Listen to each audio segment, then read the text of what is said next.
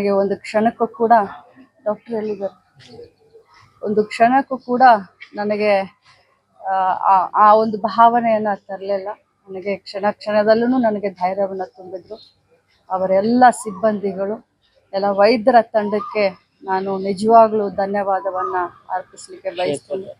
ಕ್ಷೇತ್ರದ ಎಲ್ಲ ನನ್ನ ಗುರು ಹಿರಿಯರು, ಮತದಾರರ ಬಾಂಧವರು ಪ್ರತಿನಿತ್ಯ ಪೂಜೆಯನ್ನು ಮಾಡಿ ನನ್ನ ಒಂದು ಆರೋಗ್ಯ ಬೇಗ ಸುಧಾರಣೆ ಆಗಲಿ ಅಂತ ಏನು ಬೇಡ್ಕೊಂಡ್ರು, ನನ್ನ ಭಾಗ್ಯನ ಏನೋ ಬೆಳಗಾವಿ ಗ್ರಾಮೀಣ ಕ್ಷೇತ್ರದ ಎಲ್ಲ ಜನರಿಗೆ, ಜಿಲ್ಲೆಯ ಜನರಿಗೆ, ರಾಜ್ಯದ ಜನರಿಗೆ ನಾನು ಧನ್ಯವಾದ ಹೇಳ್ತೀನಿ. ಜೊತೆಯಲ್ಲಿ ನನ್ನ ಕುಟುಂಬ, ನನ್ನ ತಾಯಿ, ತಮ್ಮ, ನನ್ನ ಸೊಸೆ, ನನ್ನ ಮಗ, ಅಕ್ಕ ತಂಗಿಯರು, ಎಲ್ಲ ಮಾವಂದಿರು ಬೆನ್ನಿಗೆ ನಿಂತು ಧೈರ್ಯ ಕೊಟ್ಟರು.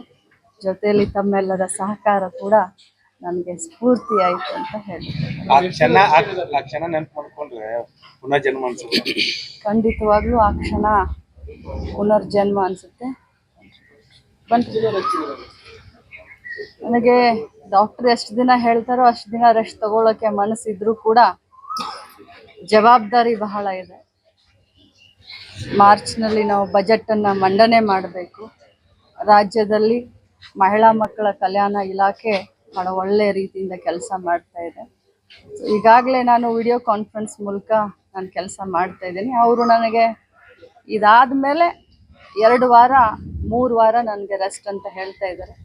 ನೋಡೋಣ ಎಷ್ಟು ದಿನ ಆಗುತ್ತೋ ಅಷ್ಟು ದಿನ. ಮೇಡಮ್, ಈಗ ನಿಮ್ಮ ಅಪಘಾತದ ಮೇಲೆ ಸಾಕಷ್ಟು ಸಂಶಯಗಳನ್ನು ವ್ಯಕ್ತಪಡಿಸಿದ್ರು, ಅಂತವ್ರಿಗೆ ಏನು ಹೇಳ್ತೀವಿ? ನಾನಂತವ್ರಿಗೇನು ಹೇಳಲಿಕ್ಕೆ ಬರೋದಿಲ್ಲ. ಸ್ಟೋನ್ ಹಾರ್ಟೆಡ್ ಅಂತ ಹೇಳ್ಬೋದು, ಅಥವಾ ಹಾರ್ಟ್ಲೆಸ್ ಪೀಪಲ್ ಅಂತ ಹೇಳ್ಬೋದು.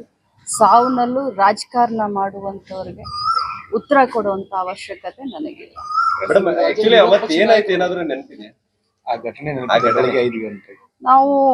ನನಗೆ ಪ್ರಯಾಗ್ರಾಜ್ನಲ್ಲಿ ಏನು ಪುಣ್ಯ ಸ್ನಾನ ಎಲ್ಲರೂ ಮಾಡ್ತಾ ಇದ್ರು ಭಾರತ ದೇಶದವರು.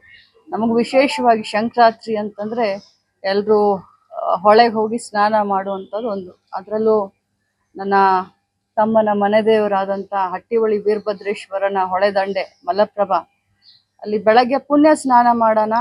7 ಗಂಟೆ ಒಳಗಡೆ ಕುಟುಂಬ ಸಮೇತ ಎಲ್ಲರೂ ಹೋಗಿ ಪುಣ್ಯ ಸ್ನಾನ ಮಾಡೋಣ. ಯಾಕಂದರೆ 7 ಗಂಟೆ ನಂತರ ಆದರೆ ಜನ ಎಲ್ಲ ಸೇರ್ತಾರೆ, ನೀರು ಒಂದು ಸ್ವಲ್ಪ ಕಲಕಾಗ್ತಾವ ಅಂತ ಹೇಳಿ ನಾವು ರಾತ್ರಿ 10ವರೆಗೆ ನಾವು ಡಿಸೈಡ್ ಮಾಡಿ ನಾವು ಬರೋಕ್ಕೆ ಹೊರಟು. ರಾತ್ರಿ 10ವರೆಗೆ ಇನ್ನು ಎಸ್ಕಾಟ್ಗೆ ದಿಢೀರಂತ ಡಿಸಿಷನ್ ತಗೊಂಡಾಗ 10ವರೆಗೆ ಏನು ಸಾವಕಾಶ ಹೋಗೋಣ ಅಂತ ತಮ್ಮ ಹೇಳಿದ್ರು ಕೂಡ ಸಾವಕಾಶ ಹೋಗೋಣ ಅಂತ ನಾನು ದುಡ್ಡಿತ್ತು ಕಾರಲ್ಲಿ ಅನ್ನುವಂಥದ್ದು ಗಂಭೀರ ಆರೋಪ ಮಾಡಿ, ಈ ಆರೋಪಕ್ಕೆ ನಾನು ಉತ್ತರ ಕೊಡಲಿಕ್ಕೆ ಹೋಗೋದಿಲ್ಲ. ಅವರ ಬುದ್ಧಿ ಬ್ರಹ್ಮನಿಷ್ಠೆ ಆಗಿದ್ದಾರೆ. ಬುದ್ಧಿ ಎಲ್ಲೋ ಪಾಪ ಹುಡುಕ್ಬೇಕಾಗಿದೆ. ಯಾಕಂತಂದರೆ ಇಂಥ ಒಂದು ಕ್ಷುಲ್ಲಕ ಆರೋಪಕ್ಕೆ, ಅದು ಕೂಡ ಈ ಒಂದು ಸಾವು ಬದುಕಿನ ಹೋರಾಟದಲ್ಲಿ ನಾನು ಎದ್ದು ಬಂದಿದ್ದೀನಿ.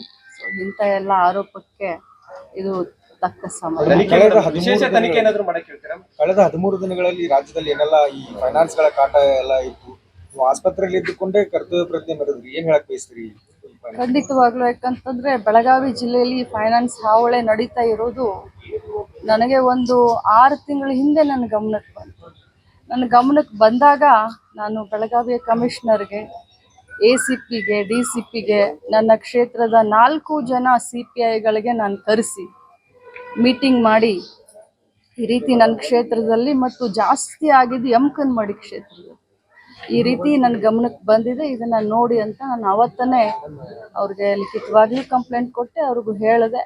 ಮತ್ತು ಸಂಬಂಧಪಟ್ಟಂಥ ಯಾರು ಹೆಣ್ಮಕ್ಳು ಬಹಳಷ್ಟು ಬಂದು ನನ್ನ ಕ್ಷೇತ್ರದಲ್ಲಿ ಮಾಡಿಸ್ತಾ ಇದ್ರು ಅವ್ರನ್ನ ಮನೆಗೆ ಕರೆದು ಅವ್ರಿಗೆ ಬುದ್ಧಿ ಹೇಳಿ, ಈ ರೀತಿ ಇನ್ನೊಮ್ಮೇನಾದರೂ ನೀವು ಮಾಡಿಸಿದ್ದೇನಾದರೂ ನನಗೆ ಕಂಡು ಬಂದರೆ ತತ್ಕ್ಷಣ ನಿಮ್ಮ ಮೇಲೆ ಕಂಪ್ಲೇಂಟ್ ಕೊಡ್ತೀನಿ ಅಂತ ಕೂಡ ಹೇಳ್ತೀನಿ.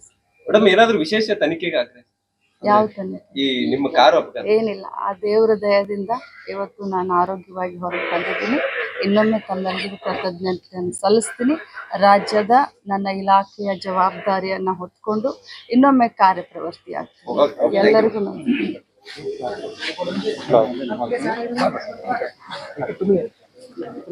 ಇದು ಹೆಚ್ಚಿನ ವಿಡಿಯೋಗಳಿಗೆ ಪ್ರತಿಧ್ವನಿ ಯೂಟ್ಯೂಬ್ ಚಾನೆಲ್ ಸಬ್ಸ್ಕ್ರೈಬ್ ಮಾಡಿ, ಬೆಲ್ ಐಕಾನ್ ಕ್ಲಿಕ್ ಮಾಡಿ.